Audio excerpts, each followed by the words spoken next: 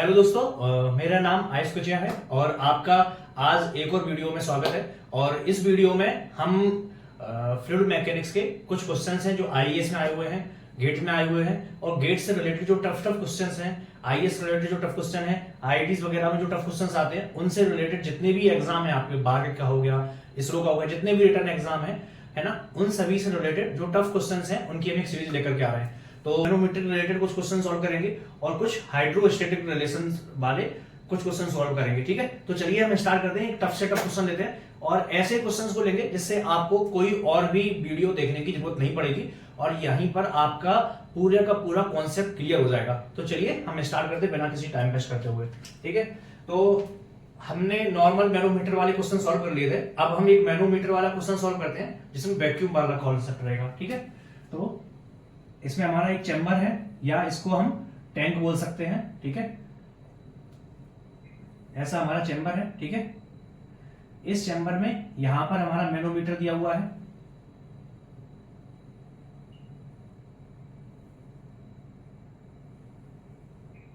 ठीक है, इस मैनोमीटर में यहां पर एक गेज लगा हुआ है, प्रेशर गेज। ठीक है, जो प्रेशर गेज रीडिंग क्या बता रहा है, पीए। ठीक है, इस प्रेशर गेज की रीडिंग पीए है, हमें इस प्रेशर गेज की रीडिंग बताना है। अब है क्या इस चैम्बर के अंदर, इस चैम्बर के अंदर यहां तक एक लिक्विड भरा हुआ है। ठीक है, क्या भरा हुआ है, लिक्विड भरा हुआ है और लिक्विड की डेंसिटी हमें स्पेसिफिक ग्रेविटी दी हुई है। स्पेसिफिक ग्रेविटी कितनी दी हुई है, 0.8।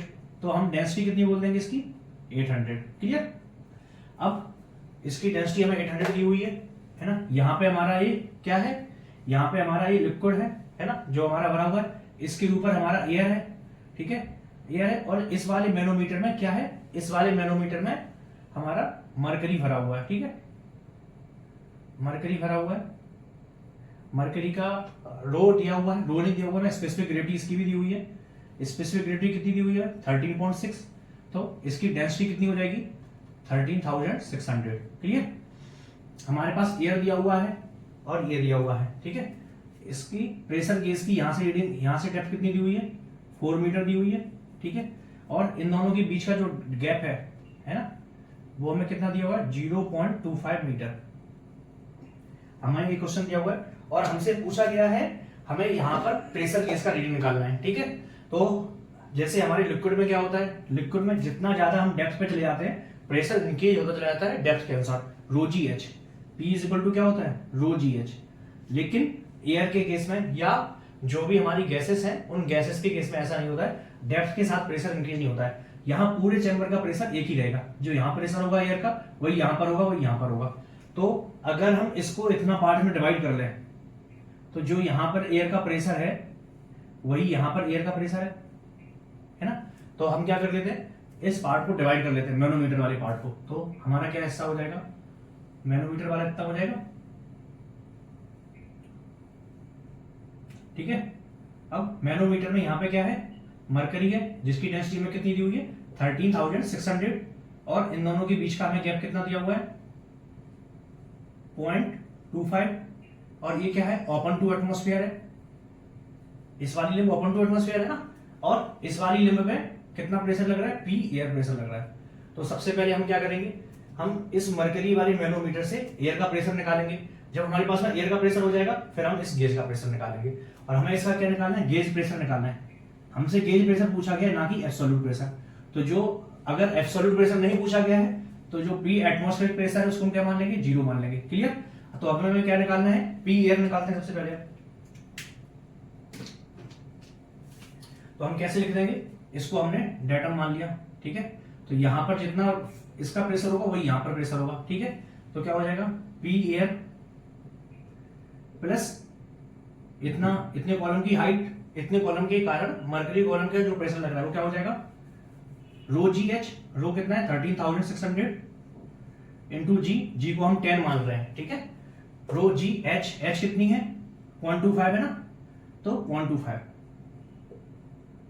ये तो इस साइड का प्रेशर हो गया, इज इक्वल टू क्या हो जाएगा, इस साइड का प्रेशर। इस साइड कौन सा प्रेशर लग रहा है, केवल open to atmosphere means P atmospheric.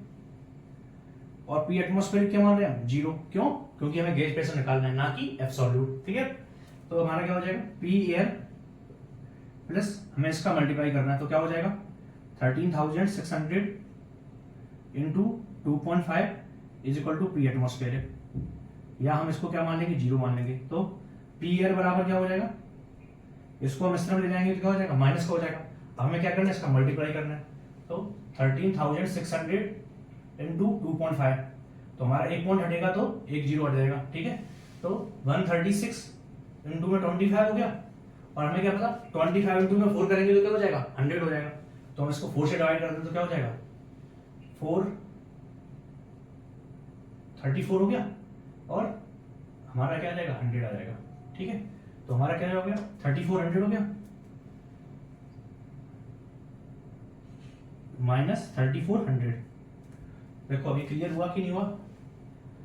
ओ 13,600 है, 13,600 10 इंटू 0.25 मीटर है, ठीक है। 13,600 हो गया 2.5 हो गया, 13,600 2.5 हो गया, तो एक और जीरो आ रहा है ना यहाँ पर, एक जीरो ही हटा ना, तो हमने एक जीरो हटा दिया।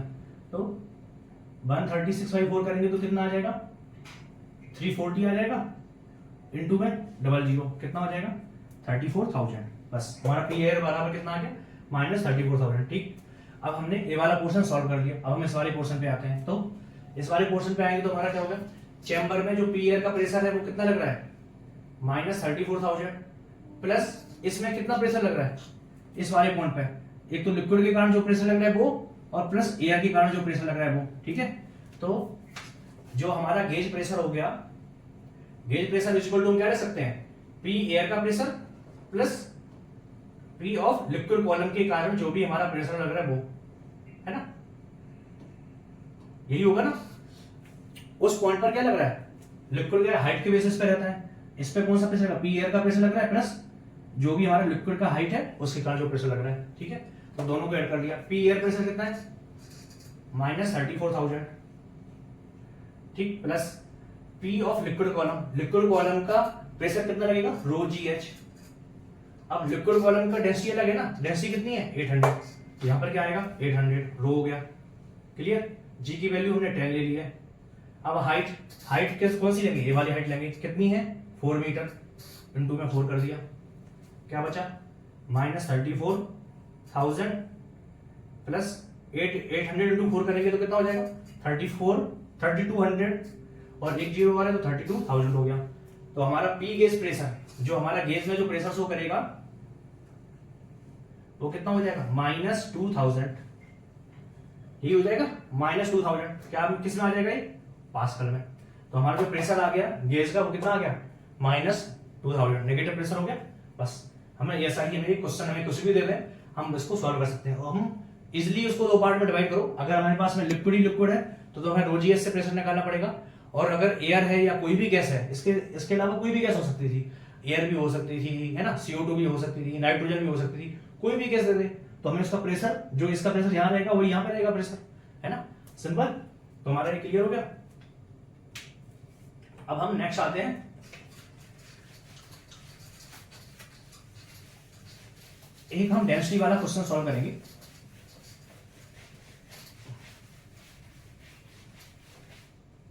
एक और हम हाइड्रोस्टैटिक लॉ वाला क्वेश्चन सॉल्व करते हैं।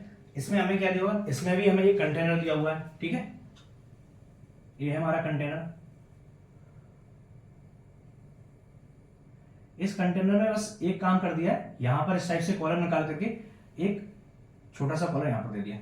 हमें कॉलम की मोटाई पर या कॉलम के डाया पर नहीं जाना है, हमें उसकी डेप्थ को देखना है जब भी हम प्रेशर की बात करेंगे, ठीक है। हमारा अगर ये दोनों कॉलम है, ठीक है, इसके अंदर इतना पानी भरा हुआ है, इसके अंदर इतना पानी भरा हुआ है, तो यहां पर इस वाले पॉइंट पर जो प्रेशर लगेगा वही इस वाले पॉइंट पर प्रेशर लगेगा, सिंपल। इसमें कोई भी इससे नहीं था कि कितना लिक्विड का वॉल्यूम है तो यहां पर प्रेशर ज्यादा लगेगा, नहीं, प्रेशर दोनों में ही सेम लगेगा। इसके कारण भी उतना ही प्रेशर लगेगा और इसके कारण भी उतना ही प्रेशर यहां पर लगेगा रो जी एच, क्योंकि रो जी एच इसमें कहीं पर भी डाया का बात नहीं किया गया है, वॉल्यूम का बात नहीं किया। पी इक्वल टू क्या होता है रो जी एच, इसमें भी प्रेशर वही होगा, इसमें भी वही प्रेशर होगा, और भी अगर हम पतली ट्यूब बना दें तो उसमें भी वही प्रेशर होगा उस पॉइंट पर जाकर के, क्लियर। तो चलिए हम आगे सॉल्व करते हैं। अभी इसमें खेल क्या कर दिया है इन्होंने, इसको डिफिकल्ट बनाने के लिए ना हर ट्राई किया हुआ है। इन्होंने क्या किया है, यहां पर इसकी एक डेंसिटी दे दी, इस लिक्विड की डेंसिटी 3 रो है, इस लिक्विड की डेंसिटी 2 रो है, और इस लिक्विड की डेंसिटी 1 टाइम्स ऑफ रो है। इन्होंने तीनों लिक्विड दे दिए। ऐसा नहीं हो सकता कि यहाँ पे 3 रो रहे, यहाँ पे 2 रो रहे और यहाँ पे 1 रो रहे। क्यों? क्योंकि जो भी हमारा लाइटर फ्लूइड रहता है वो हमेशा ऊपर रहता है, फिर उससे जो हैवियर होगा वो नीचे आएगा, फिर उससे जो ज्यादा हैवियर होगा वो सबसे नीचे आएगा। ठीक है, फिर हमने क्या दे दिया, इनकी डेप्थ दे दी। इसकी डेप्थ 3 मीटर है। ठीक है, इस वाले की डेप्थ कितनी है, 2 रो वाले की 1.5 मीटर है, और इस वाले की 1 मीटर है। ठीक है ना। या हमें ये दे दिया है 3h दे दिया, 1.5h दे दिया, और 1h दे दिया, 1 टाइम्स ऑफ h दे दिया। ठीक है, 3h दे दिया, 1.5h दे दिया, 1h दे दिया, और यहां पर हमारा 3 रो वाला लिक्विड है, यहां पर भी 3 रो वाला ही लिक्विड है। ठीक है, और इसकी हाइट हमें क्या दे दी, इसकी हाइट हमें h दे दी। क्लियर? तो 1 रो की हाइट कितनी है, 3h है, 2 रो की हाइट 1.5h, और 3 रो की सिंगल h है, और यहां पर हमें इसकी हाइट दे दी कितनी, h है। तो हमें क्या निकालना है, इस h की वैल्यू निकालना है। तो हम h की वैल्यू कैसे निकालेंगे, वही हम दोनों साइड में प्रेशर सेम कर लेंगे। इस कॉलम का जितना भी प्रेशर होगा आपस में कनेक्टेड है, इस जहां पर इतना प्रेशर होगा वही यहां पर प्रेशर होगा। ठीक है, तो हम क्या करेंगे, इस कॉलम का प्रेशर कितना होगा, rho G H sigma rho G H point A पर जितना हो रहा है। ठीक है, वही बराबर क्या हो जाएगा, पॉइंट बी पर जितना प्रेशर लग रहा है, rho G H of point B पर। तभी ना हमारा इस कॉलम के कारण जो प्रेशर लग रहा है वही इस कॉलम के कारण लग रहा है, तभी ना प्रेशर इक्विलिब्रियम में है ना। तो रो G H sigma rho G H क्या हो जाएगा, पहले वाले के लिए इतने कॉलम के कारण कितना प्रेशर लग रहा है, रो सिंगल रो जी एच कितनी है इसकी 3h। ठीक है, प्लस इस वाले कॉलम के कारण कितना प्रेशर लग रहा है, डेंसिटी कितनी है इसकी 2 रो, जी का जी ही रहेगा, और हाइट कितनी है 1.5 टाइम्स h। ठीक है, प्लस इस वाले के कारण कितना लगेगा, डेंसिटी कितनी है इसकी 3 रो, जी जी ही रहेगा, और हाइट कितनी है 1h। क्लियर? पॉइंट ए के कारण कितना हो गया, is equal to point B के कारण कितना लगेगा, पॉइंट बी पे कितना लग रहा है, इसकी हाइट कितनी दी है हमें 3h, और डेंसिटी कितनी है, जो 3 रो इसकी है वही डेंसिटी इसकी है, तो कितना हो जाएगा 3 रो, जी का जी रहेगा, हाइट कितनी है सिंग h कैपिटल H। ठीक है, अब इनको हम कितना निकाल लेंगे, 3 रो h हो गया, ये 3 रो जी एच, प्लस ये भी कितना हो जाएगा 3 रो जी एच, ये भी कितना हो जाएगा 3 rho G H is equal to कितना हो जाएगा, ये 3 रो जी, लेकिन यहां पर कैपिटल H है। ठीक है, अब इन तीनों को हम जोड़ देंगे तो कितना हो जाएगा 9 रो जी और small h is equal to 3 rho g और कैपिटल H। तो हमारी h की वैल्यू क्या आ गई, h की वैल्यू 3h आ गई।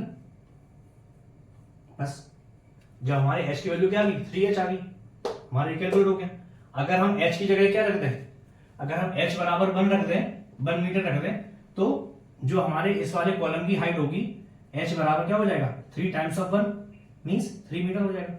ठीक है, तो हमारा ये वाला क्वेश्चन क्या है, मैनोमेट्रिक रिलेशन से संबंधित है। इसमें जब भी हमारा मैनोमेट्रिक रिलेशन से रिलेटेड कोई भी क्वेश्चन आएगा, हमें लिक्विड कॉलम की हाइट देखना है। ठीक है, उसके एरिया से हमें कोई मतलब नहीं है। चलिए अब हम एक और टफ क्वेश्चन को सॉल्व करते हैं, जो हमारा मैनोमीटर से नहीं है, जो हमारा हाइड्रोस्टेटिक लॉ से संबंधित रहेगा। ठीक है,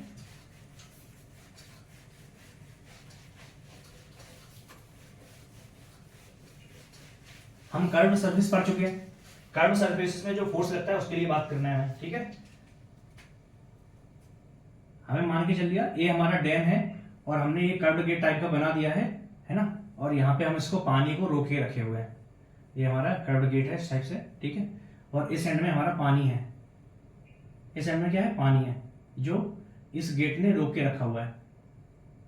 ठीक है, और हमने क्या मान के रखा हुआ है, हमने मान के रखा हुआ है जो इसकी विड्थ है वो क्या है 1 यूनिट इकाई है। ठीक है, यूनिट मीटर है या सेंटीमीटर है, जो भी है हम मीटर मान के चलते हैं, क्योंकि हम ऐसा यूनिट में बात करते हैं, तो हम मान के चल रहे हैं इसकी जो विड्थ है वो क्या है 1 मीटर है। ठीक है, लेकिन जो इसकी हाइट है, हाइट क्या है, हाइट 1 मीटर दी हुई है। ठीक है, और इसका जो हमें कर्व दिया हुआ है वो क्या है y is equal to 4x²।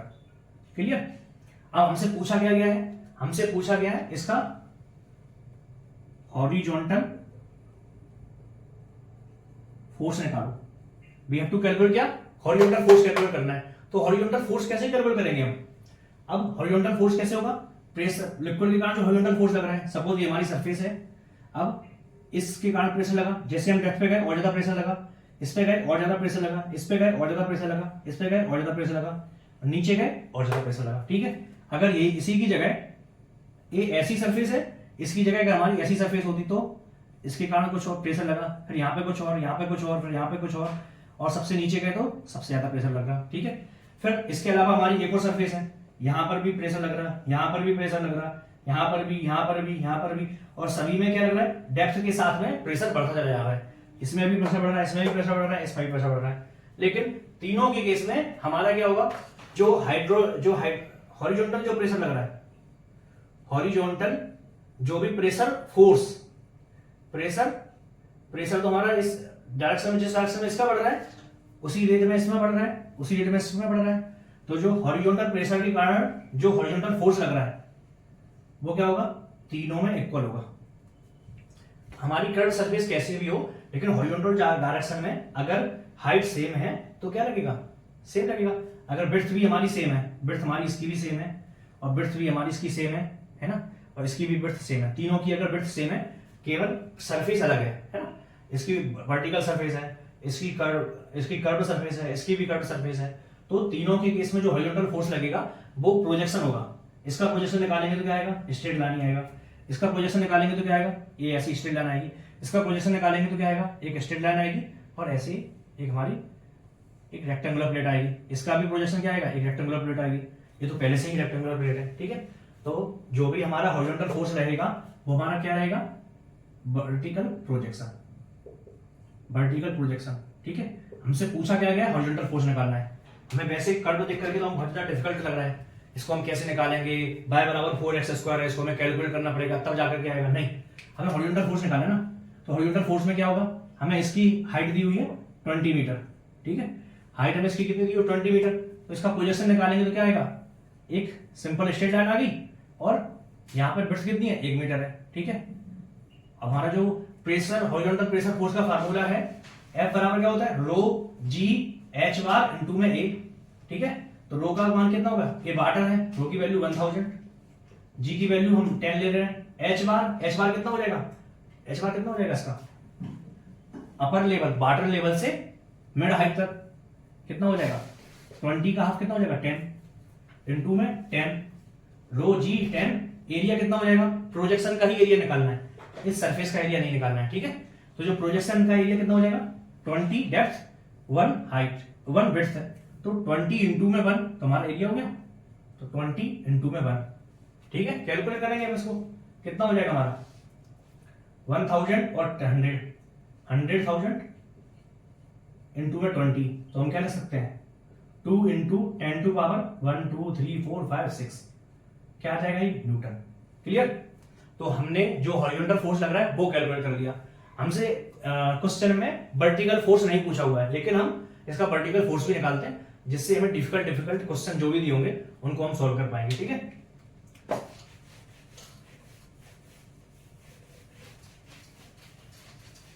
अगर हमें इतना डिफिकल्ट क्वेश्चन दिया हुआ है सपोज, और हमसे पूछा जाए इसका हमें क्या निकालना है, वर्टिकल फोर्स निकालो, चलो तब कैसे कैलकुलेट करेंगे।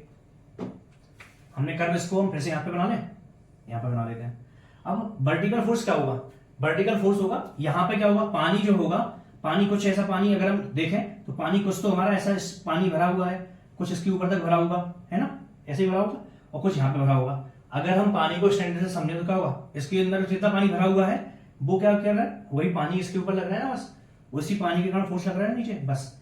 अगर हमारा सरफेस ऐसी होती सपोज, है ना, ऐसी होती तो, और यहाँ पे पानी भरा होता, इसके कारण जितना पानी इसमें भरा हुआ है वही तो फोर्स लगा रहा है इसके ऊपर, तो हमारा क्या हो जाएगा, जो भी हमारी कर्व सरफेस है उसके कारण जो भी वॉल्यूम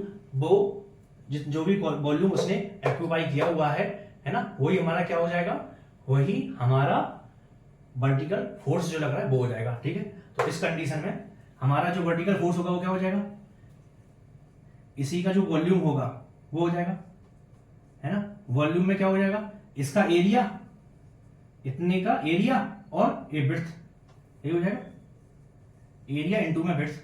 तो हमें क्या निकालना है, इसका एरिया निकालना है। तो हम इसको हम बाय और एक्स एक्सिस में हम ड्रॉ कर लेते हैं।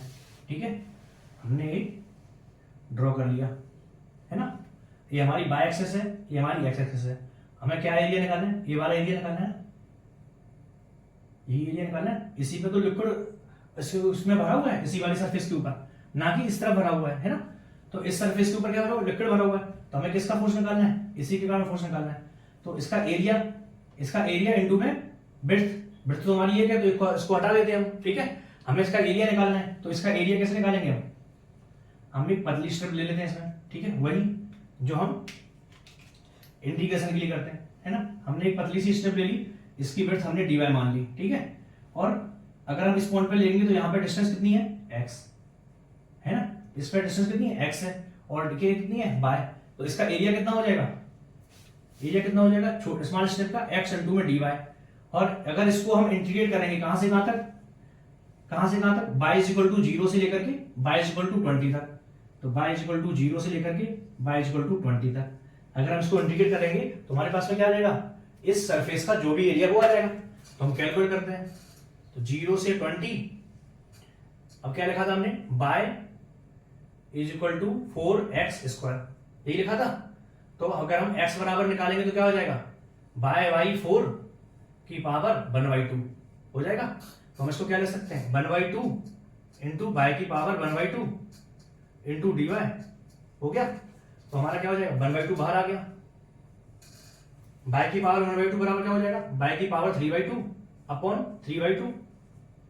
और हमें कहां से कहां तक इंटीग्रेट करना है, 0 से लेकर के 20 तक। ठीक है, तो हम हाफ को बाहर ही रहने देंगे, है ना। अभी कितना हो जाएगा, 2/3 हो गया। अब अगर हम 20 की पावर 3/2 कर दिया, और इस तरफ 0 है, माइनस में तो 0 ही बना रहेगा। ठीक है, क्लियर। तो हम अगर इसका एरिया निकालेंगे फाइनल तो क्या आ जाएगा, 1/2 इंटू 2/3 इंटू 20 इंटू 20 की पावर 1/2।